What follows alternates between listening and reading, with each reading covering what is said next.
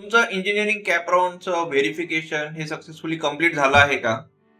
बऱ्याच मुलांनी cap राउंडचे form भरलेत.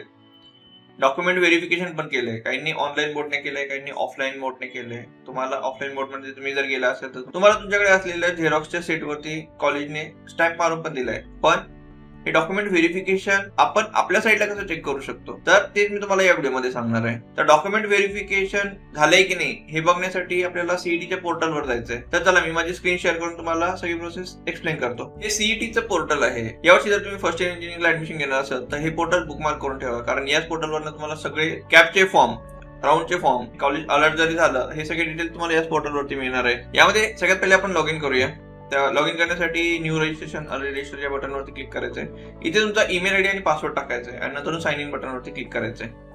तर मी एक ईमेल आयडी आणि पासवर्ड टाकतो आणि साइन इन बटनवर क्लिक करतो.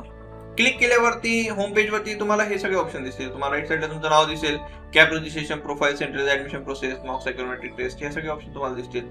तर यामध्ये आपल्याला जायचं कॅप रजिस्ट्रेशन.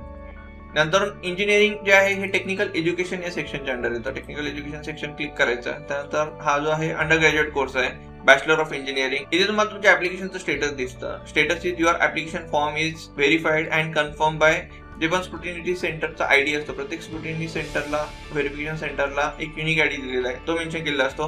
प्लस कुठल्या डेटला तुमचं व्हेरिफिकेशन झालेलं आहे ते डिटेल पण इथे मेन्शन केले. प्लस कुठल्या टायमिंगला तुमचं व्हेरिफिकेशन झालंय ते डिटेल पण त्यांनी मेन्शन केले. जसं या स्टुडंटने 7 तारखेला त्याचं व्हेरिफिकेशन कंप्लीट झालं होतं दुपारी 1:22.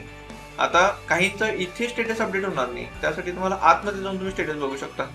तर त्यावरती क्लिक करायचंय. इथे तुम्हाला तुमचे सगळे डिटेल्स दिसतील. प्लस इथे ग्रीन कलर मध्ये दिसेल your application form is verified and confirm by scrutiny centre.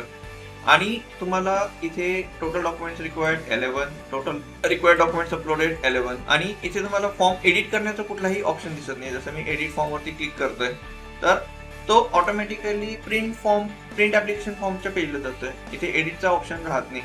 ज्या मुलांचं व्हेरिफिकेशन अजून कम्प्लीट झालं नाही ते परत त्यांच्या ऍप्लिकेशन फॉर्म मध्ये जाऊन करेक्शन्स करू शकतात.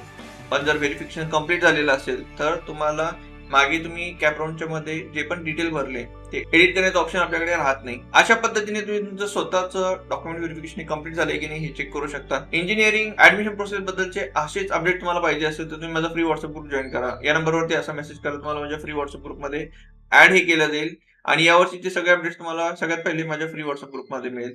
व्हिडिओ आवडला तर लाईक करा आणि अशाच अपडेटसाठी चॅनलला सबस्क्राईब किंवा फॉलो करून ठेवा.